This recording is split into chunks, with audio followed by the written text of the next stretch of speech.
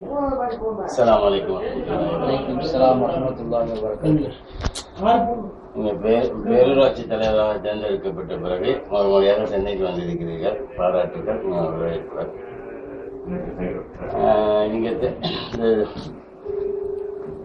பதவியேற்ற சமயத்தில் சுகாதாரத்துக்கு தான் முன்னுரிமை சொல்லி முக்கியத்துவமாக கொடுத்த தலையாய கடமையாக சுகாதாரத்தை சொல்லி நீங்கள் சொன்னீங்க.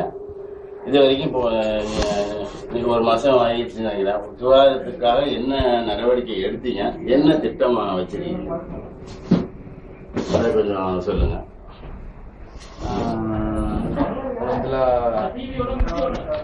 நம்ம இப்போ முத சென்னைக்கு வந்ததாக நீங்க சொன்னீங்க பதவியேற்ற பிறகு. உண்மைதான். நான் இன்னைக்கு நம்மளுக்கு ஒரு 20 வருஷம் 25 வருஷம் பழக்க வழக்கத்தில் உள்ள கோனிகா பஷீர் அவங்க மகனுக்கு இன்னைக்கு கல்யாணம்.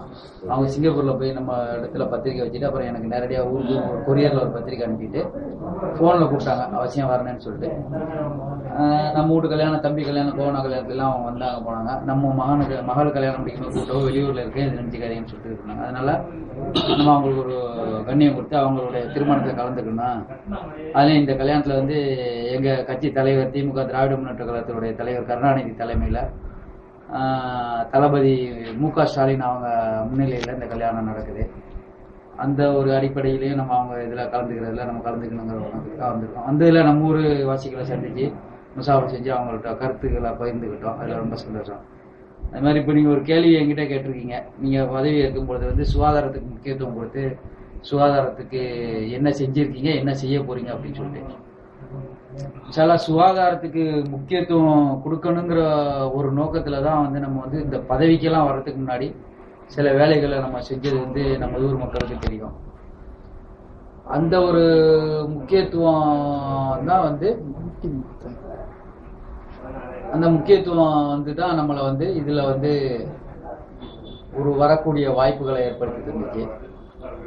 எப்படின்னு சொன்னாக்கா, நான் சுகாதார பணி ஆரம்பத்தில் செய்ய போகும்போது முன்னாள் பேரூராட்சி மன்ற தலைவராக இருந்த நம்ம ஊர் பெரியவர் ஒருவர் இருந்துகிட்டு போகும்போது நம்ம அவங்கள்ட்ட போய் ஒரு பழக்க வழக்கத்தை வச்சுக்கிறோம். எந்த விஷயத்துக்காக பழக்க வழக்கம் வச்சு நம்ம ஆரம்பத்தில் வச்சுன்னு சொன்னா, அந்த அல்லமின் பள்ளிவாசல் விஷயத்துல ஆரம்பமா உங்களுக்குலாம் தெரியுமா தெரியாதா தெரியாது. முதல்ல அதுக்கு 1 லட்சம் ரூபாய் நிதியா கொடுத்து அந்த பள்ளிவாசல்ல சாதாரணமா செய்ய இருக்கிறதுக்கு 1 லட்சம் ரூபாய் கொடுத்து மண் அடிச்சு செக்கடி கொடுத்து மண் அடிச்சு செஞ்ச இதுக்கு நிதிகளை முதலா 1 லட்சம் ரூபாய் கொடுத்து நம்ம செஞ்சோம். அப்ப அந்த மாதிரி இருக்கும். பள்ளிவாசல் நிர்வாகத்தோட நம்ம தொடர்பா இருக்க போகும்போது அந்த பேரூராட்சி தலைவர் அவங்க சில குறைகள் சொல்லும்போது அந்த 1 லட்சம் ரூபாய் கொடுத்த போது எனக்கு கூட மிரட்டல்லாம் நிறைய விட்டாங்க. அவங்க செய்தி மறைக்க மூலியமா சில செய்திகள்லாம் சொல்லி அவரு கூட பயந்து நீங்க போயிருங்க, உங்க சிங்கப்பூர் பிஆர்ஏ கேன்சல் பண்றதுக்கு வேலை நடக்குது அப்படி இப்படின்லாம் என்கிட்ட சொல்லி இது பண்ணாங்க.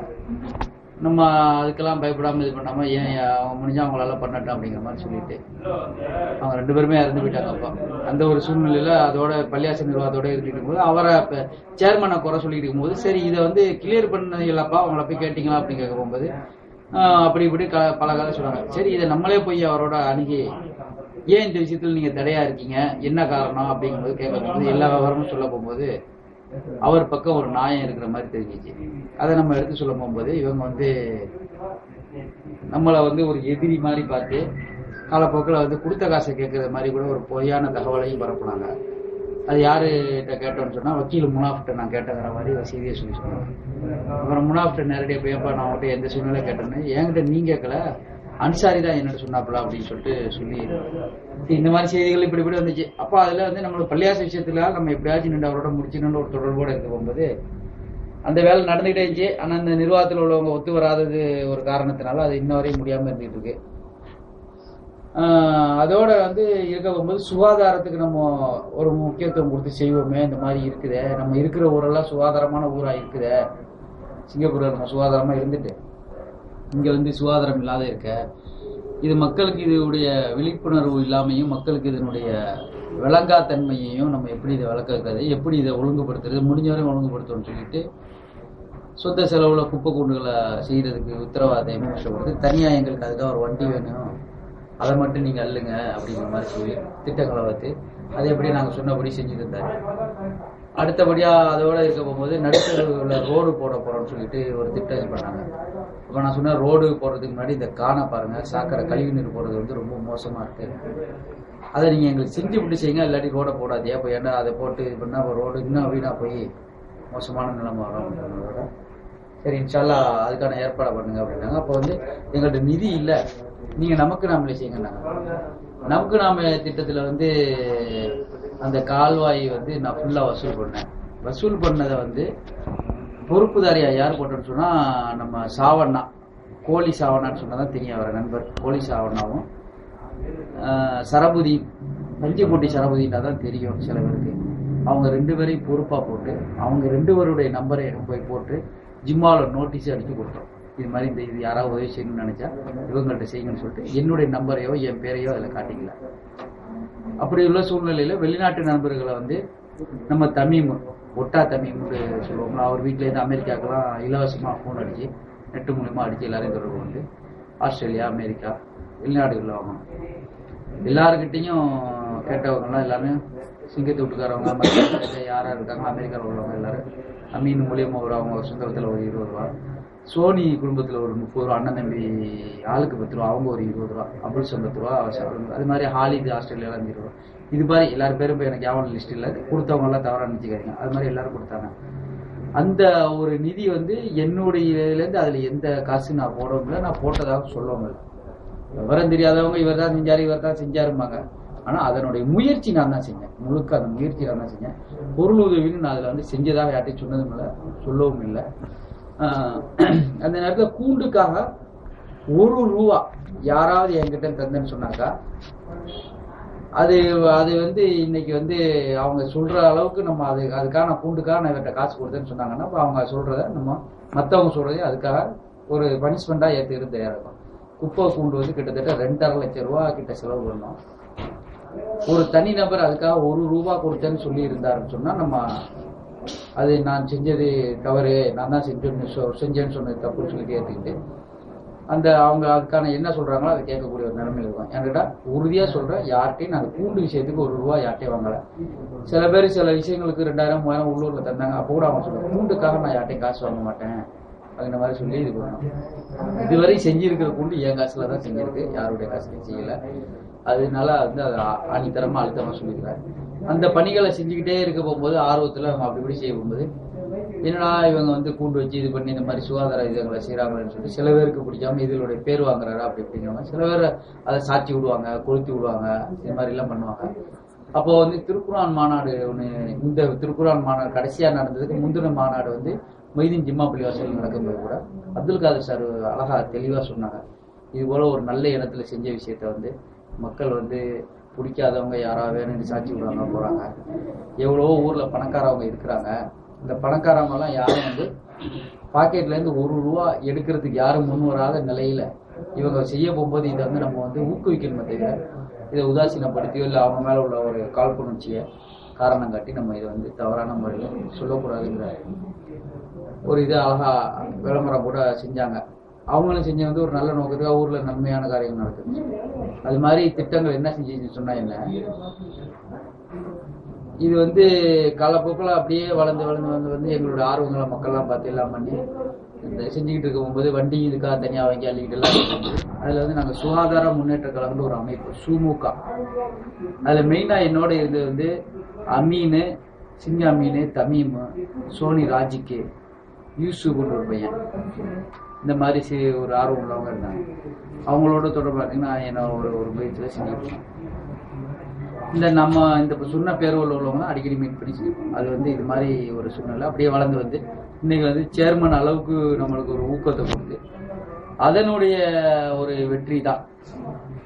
சரி இவர் வந்தா செய்வாரு அப்படிங்கிற அந்த அடிப்படையில இப்போ நம்ம வந்து இன்ஷா அல்லாஹ் இன்றைய நிலை வரை நம்ம அதுக்கான ஒண்ணுமே செஞ்சிடல.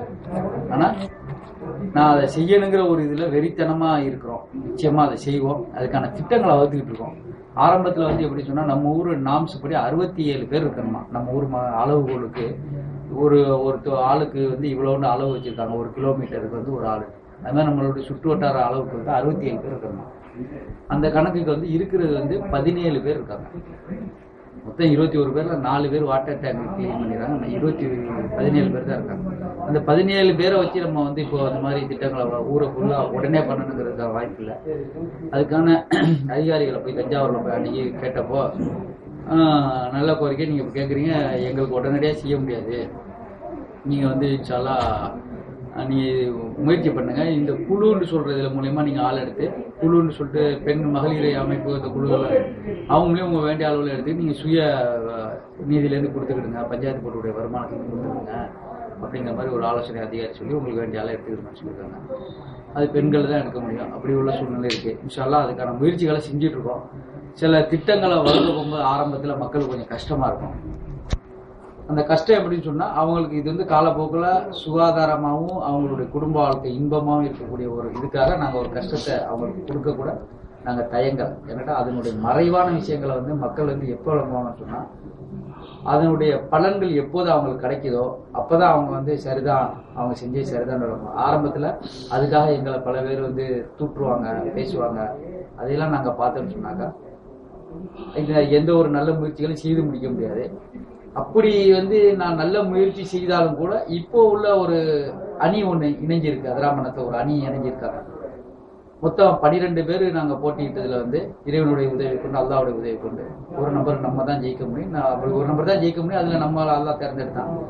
அப்படி ஜெயிச்சப்போ யாரெல்லாம் தோத்தாங்களோ அதுல ஒரு சிலர் ஒரு 2-3 பேர் அவங்களெல்லாம் இப்போ ஒரு அணியா சேர்ந்திருக்காங்க. ஆனா அந்த 2-3 பேர் ஏற்கனவே எப்படி இருந்தாங்கன்னு சொன்னா கீரியும் பாம்புமா இருந்தவங்க.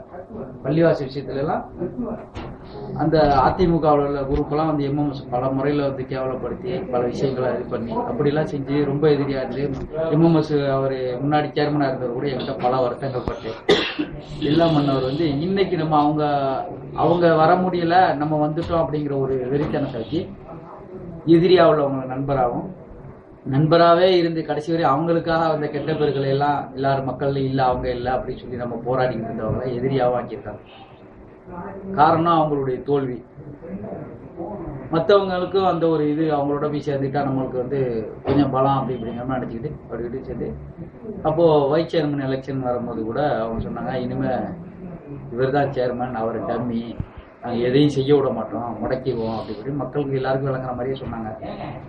நாங்கள் சேர்மன் ஆகி பதவியேற்று ஒரு 50 காசு ₹1 கூட வெடியெல்லாம் வாங்கலை. ஏறத்தாழ வைஸ் சேர்மனுக்கு வந்ததுக்கு அவங்க அந்தந்த கூட்டணி செஞ்சவங்கலாம் ஒரு 25,000 ₹50,000 வரை வெடி வாங்கி வெடிச்சாங்க. அன்னைக்கே வந்து அவங்களுடைய சந்தோஷத்தை வெளிப்படுத்தினாங்க. நாங்கள் இனிமேல் எல்லாத்தையும் முடக்கிடுவோம் அப்படிங்கிற மாதிரி சொல்லி அது மாதிரி முயற்சிகள்ல ஈடுபட்டு எதை செஞ்சாலும் நாங்கள் தான் செய்யறோம், சேர்மன் செய்யறதுங்கிற மாதிரி அப்படி காட்டிக்கிட்டு சில விஷயங்களை நாங்கள் புறக்கணிக்கிற மாதிரி அப்படிலாம் சொல்லிட்டு ஒரு சூழ்நிலையை விட்டு பண்ணியிருக்காங்க. எப்போதுமே உண்மைதான் ஜெயிக்கும், பொய்கள் எப்பொழுதுமே உண்மைதான் ஜெயிக்கும், பொய் ஜெயிக்காது. அதனால வந்து அதை பத்தியெல்லாம் நாங்க கவலைப்பட்டோன்னு சொன்னாக்கா பணி செய்ய முடியாது. நாங்க அதனால எங்களுடைய பணியை நாங்க கரெக்டா செஞ்சுக்கிட்டு இருக்கோம். அவங்க என்ன சொன்னாலும் அது வந்து நிக்காது, நிலைக்காது. அந்த நிலைமையில நாங்க வந்து நல்ல முறையில பணி செய்யணுங்கிற திட்டத்துக்கு வகுத்துட்டு இருக்கோம். இப்போதைக்கு கடைசியா ஒரு வர்த்தக சங்க தலைவரையும் துணை தலைவரையும் செயலாளரையும் கூப்பிட்டு நாங்க பேசியிருக்கோம். உங்க கடவாசல் நீங்க தான் சுத்தமாச்சுக்கணும், நீங்க தான் அதுக்கான வழிகளை வகுத்துக்கணும். அப்படி செஞ்சா நாங்க வந்து அதுக்கு என்ன முடிவு எடுக்கணும் ஒத்துழைப்பு தரோம். இன்ஷால்லா நாங்களும் ஒத்துழைப்பு தரோம்னு சொல்லிட்டு KK ஹாஜாவும் அப்பியானி யூசுப் அவரும் தான் அந்த வர்த்தக சங்கத்தில் இருக்காங்க. நாங்க எல்லாரையும் கூப்பிட்டு நாங்க பேசுறோம் அப்படின்னு இருக்கோம். அது மாதிரி சில வீடுகளுக்கு கொஞ்சம் காசுகள் வசூல் பண்ணி ஆரம்ப காலத்துல அந்த ஆளுகள்லாம் சேர்க்கிற வரையும் இப்போ அந்த மாதிரி ஒரு திட்டம்லாம் வச்சுட்டு இருக்கோம். அது அவங்களுக்கு கொஞ்சம் கஷ்டமா இருந்தாலும் கூட நம்மளுடைய மக்களுக்கு அது உண்மையிலே ஒரு நன்மையை வகுக்கக்கூடியதுங்கிற ஒரு திட்டத்தை மனசுல வச்சு நாங்க செய்யறோம். இதுக்கு யாரு எதிர்த்தாலும் எங்க மேல கெட்ட பேர் ஏற்படுத்தினால அதை பத்தி எனக்கு கவலைப்படல. ஏன்னா நான் வந்து இருக்கக்கூடிய 5 வருஷம் சுகாதார பணிகளை செம்மையா செய்யணும், வருங்காலத்துல வர்றவங்க அது தொடர்ச்சியா செய்யற மாதிரி ஒரு வழிவகைகளை வைக்கணுங்கிற ஒரு திட்டத்தை வச்சுட்டு செஞ்சுட்டு இருக்கோம். அதுக்கான ஆலோசனைகளையும் மற்றவங்கள்ட்ட கலெக்ட் பண்ணி வாங்கிட்டு இருக்கோம். இன்ஷால்லா நாங்க செய்வோம். இன்னும் வந்து முழுமையா ஆரம்பிக்கல, 1 மாசம் தான் ஆகுது. அதனால மக்கள் வந்து நம்பிக்கையா இருக்கலாம். நீங்க உங்களுக்கு எதை சொல்லி நாங்க ஓட்டு கேட்டோமோ அந்த ஓட்டுக்கு நிச்சயமா நாங்க வந்து முழுமையாக செஞ்சு தருவோங்கிற ஒரு வாக்குறுதியை உங்களுக்கு இந்த நேரத்தில் தந்துருக்கோம். அடுத்தது ஏதாவது நீங்கள் வேறு விஷயங்கள் கேட்குறாங்க? துணைத் தலைவர் தேர்தல் விஷயத்துல தான் கொஞ்சம் பிரச்சனைகள் ஏற்பட்டதுனால, அதாவது 19வது வார்டை சேர்ந்த, அது நானும் 19வது வார்டா இருக்கிறேன், அந்த வார்டை சேர்ந்த ஒரு கவுன்சிலர் உங்களை அணி ஆதரிக்கலைன்னு சொல்லி அந்த வார்டை நீங்க புறக்கணிப்பதா குற்றச்சாட்டு அதுக்கு நீங்க பல பதிலும் சொல்லிட்டீங்க. அதுக்கு பிறகு இந்த வண்டி பற்றாக்குறை இருக்கிறதுனால தினமும் அனுப்ப முடியுதுன்னு சொல்லிட்டு 19வது வார்டுக்கு செவ்வாய்க்கிழமை வண்டி அனுப்புறதா நீங்க முடிவு பண்ணி செஞ்சிருக்கிறதாகவும், இந்த செவ்வாய்க்கிழமை வர வேண்டிய வண்டி வரவில்லை, செவ்வாய் வரல, புதன் வரல, வியாழன் வரல. இதுக்கடையில மக்கள்கிட்ட இருந்து அந்த கவுன்சிலுக்கு ஏகப்பட்ட போனும் டார்ச்சரும் வருது வந்ததாகும். இவர் இந்த வெள்ளிக்கிழமை நீங்க அன்னைக்குதான் சென்னைக்கு புறப்பட்டு வரீங்க நினைக்கிறேன். அன்னைக்கு ரொம்ப அது வரைக்கும் வண்டி வரும்னு சொல்லி அங்க அதிகாரிகளும் சரின்னு சொல்றாங்க. அவரு கடைசியில மீண்டும் துணைத் தலைவரை அணுகி